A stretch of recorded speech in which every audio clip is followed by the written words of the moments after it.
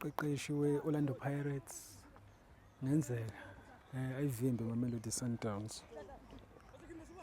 Finally after about 8 years kodwa kumqeqeshi wePolokwane City uthi ngeke-ke bayiwine-ke i-Betway Premiership bedlala ngale ndlela abadlala ngayo ngakhathi bedlala ngayo nayo-ke iPolokwane City. Ngoba-ke sabona ukuthi-ke baskora late, very late in the game to win. Igoli lishaywa nguye kuTito Maswanganye. But I don't think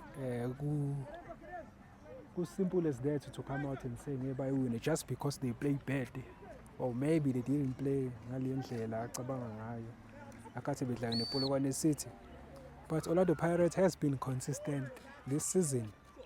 Unlike the previous seasons la bebethi bebe-challenge khona for i-Betway Premiership, badrawe noma badliwe ama-games that are expected ukuthi bawawine. So I think ngeke ujaje nje ngegame eyodwa.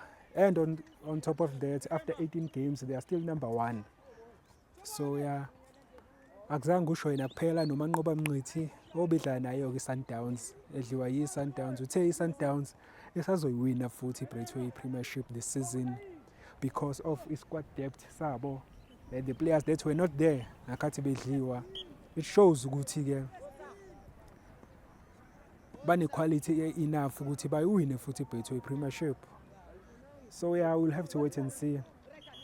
I think they are undermining the Orlando Pirates. The fact that they scored in the dying minutes of the game kuyakhombisa ukuthi i-team spirit banayo, i-mentality is strong, you know. Efakwe nguye lapho coach Wadu. So kusho kona ukuthi-ke i-Pirates akukho nje ukuthi uzovela uyidle kanjalo. We saw how they dominated Soweto Derby, the biggest game la eMzansi, you know, biggest feature la eMzansi. And bayishaya nje i-Chiefs. Kwacaca ukuthi ubani challenger for i-Betway Premiership.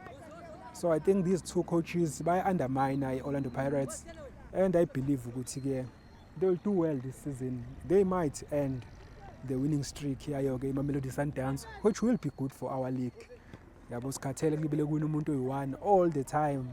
So a change izo-improve also ne-league because ama-players lawo e-Sundowns ngeke asa-relax, azowazi ukuthi khona umuntu o-capable nawo naye yabo ukuthi awine i-league.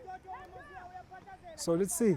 But I think Orlando Pirates, if they are still there at the top after 20 games, 22 games, I don't think we should doubt them ukuthi-ke i-Sundowns izowina just because iMamelodi Sundowns.